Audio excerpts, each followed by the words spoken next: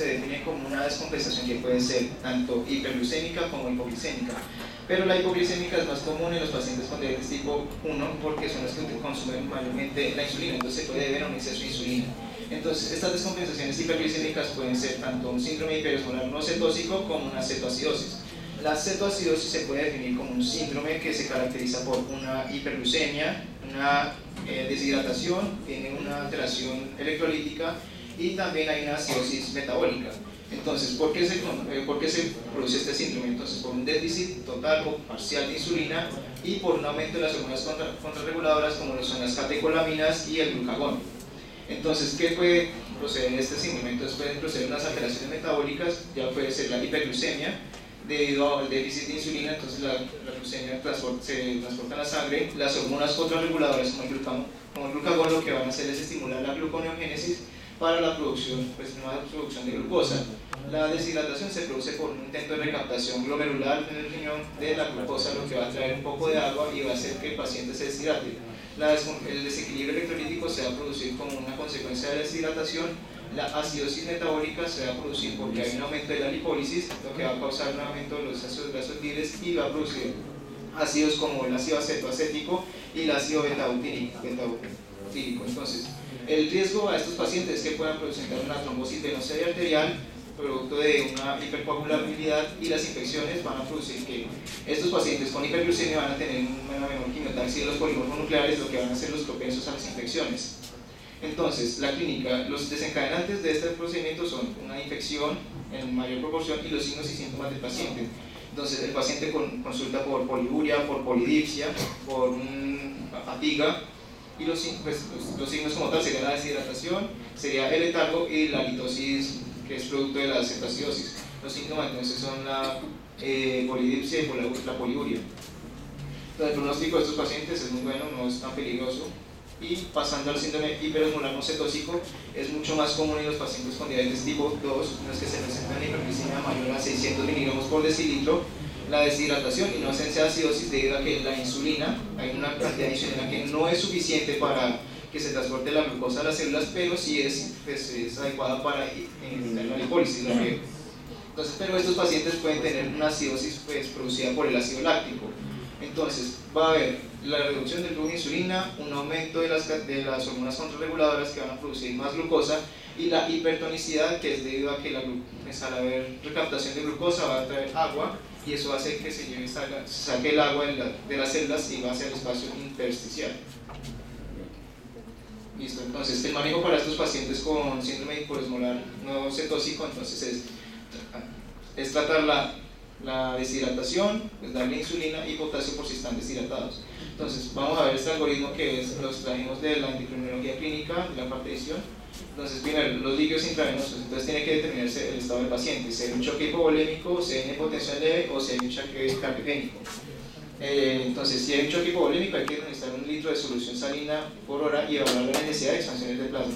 La hipotensión leve se trata, pues, evaluando el sodio que se tiene que corregir, entonces tiene que mirar si hay sodio sérico alto, si hay sodio sérico normal o si hay sodio sérico bajo. Si hay sodio sérico alto o normal, entonces será una solución salina de baja concentración para tratar la deshidratación. Si el sodio sérico está bajo, se le da una solución salina al 0.9%, dependiendo de cómo esté hidratado el paciente.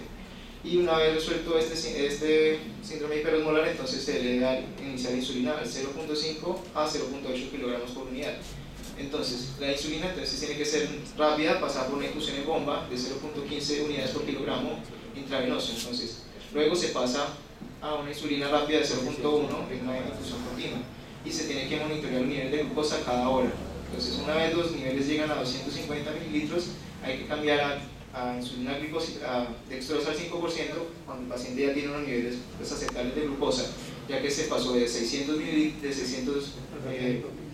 pues se tiene que pasar tratar la hiperglicemia y bajarla lo más posible, pero tampoco puede dejar que el paciente pase a una hipoglicemia, entonces por eso se tiene que tratar con dextrosa. Y por último el potasio, entonces tienen que mirarse las concentraciones de potasio para determinar el tratamiento con este mismo. Listo, entonces la fisiopatología de la diabetes. Como tal, la diabetes puede darse por 3 cosas. Primero, por el síndrome metabólico que ya he explicado anteriormente, por una deficiencia de insulina y por una resistencia a esta misma. Entonces, la deficiencia en la insulina puede darse por un daño en las células beta, que va a ser desencadenado por causas como la edad. La edad lo que va a hacer es una edad avanzada, va a ser un aumento progresivo de la destrucción de estas células beta. Los genes, hay genes susceptibles como el cromosoma 12, que va a ser heredado y va a terminar en desarrollo de la diabetes. Hay otros genes asociados a la diabetes, como es la transcripción del factor TCF7L2, que tiene un polimorfismo R57, 90, 31, 46, que lo que va a causar es la secreción deficiente de insulina y va a causar una respuesta inadecuada hacia el polipeptídeo similar al glucagón de tipo 1. Además de esto, hay unos fenotipos como es el CT y el TT que puede determinar diabetes en algunas comunidades étnicas. Y por último, hay que decir que actualmente no hay tratamiento para revertir estas alteraciones genéticas. El otro es la resistencia a la insulina, que debido a un aumento en la demanda en las células beta va a haber una hipersecreción de insulina. Esta hipersecreción de insulina va a conducir a un daño en las células beta, pero hay que decir que actualmente no se conoce el mecanismo por el cual el daño en las células beta conduzca a una resistencia a la insulina. Otro factor es la lipotoxicidad, que es la presencia elevada de ácidos grasos libres en el plasma, que van a producir un déficit en la secreción de insulina. La glucotoxicidad son niveles crónicos elevados de glucosa en plasma que van a causar un déficit en las células beta. Y por último están estos dos que son fundamentales, que es el IAPP, que es una hipersecreción del polipéptido amiloide del islote pancreático, y que va a poner una deposición amiloide en los islotes dentro del páncreas, lo que va a causar que se vaya deteriorando progresivamente la célula.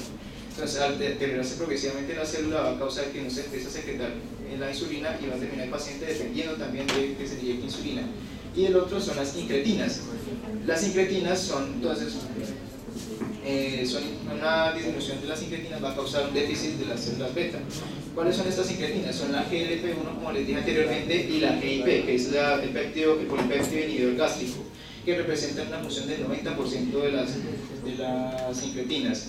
Entonces, ¿para qué son importantes estas?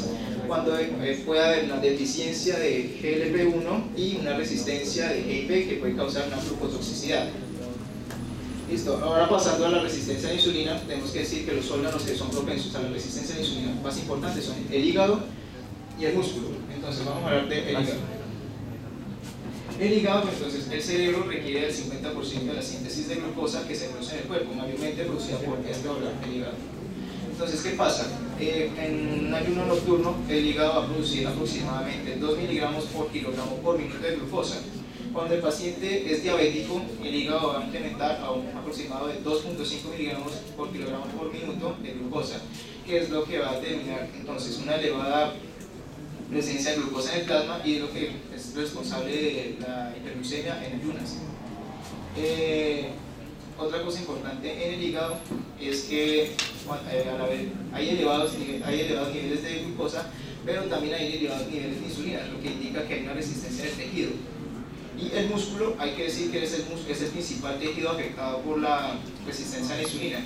Entonces, estudios demostraron que hay unas patologías intramoleculares de la acción de la insulina, que comprenden desde la deficiencia del transporte de glucosa, de la fosforilación, una disminución de la síntesis de glucagón y una disminución de la oxidación de la glucosa.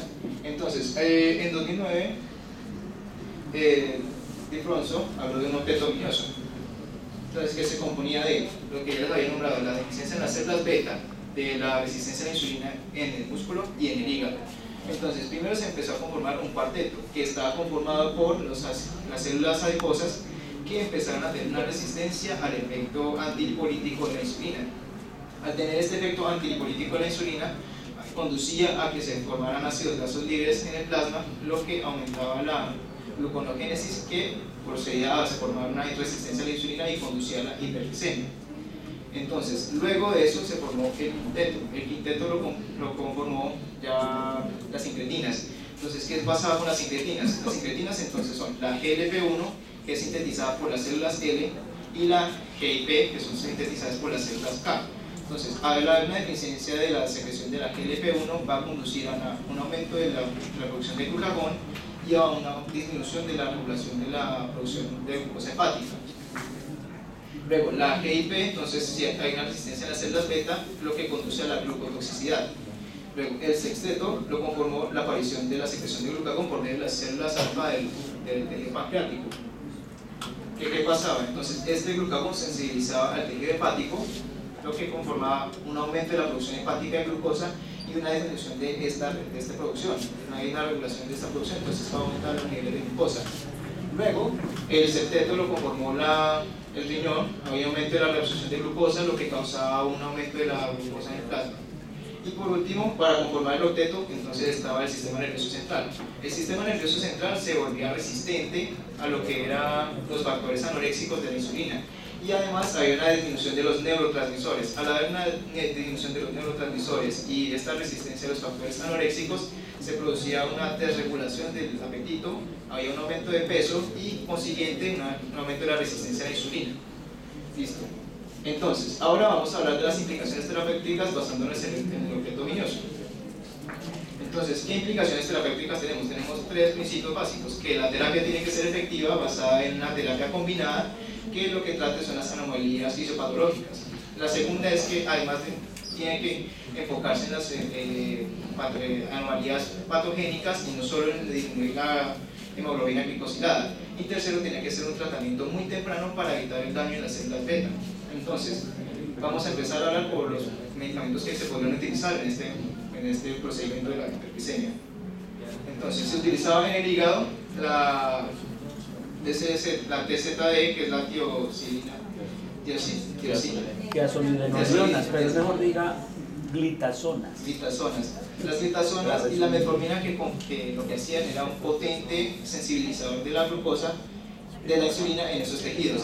Y además de eso, también disminuían la producción hepática de glucosa. Están descontinuados. Pero es lo que se va a agregar antes.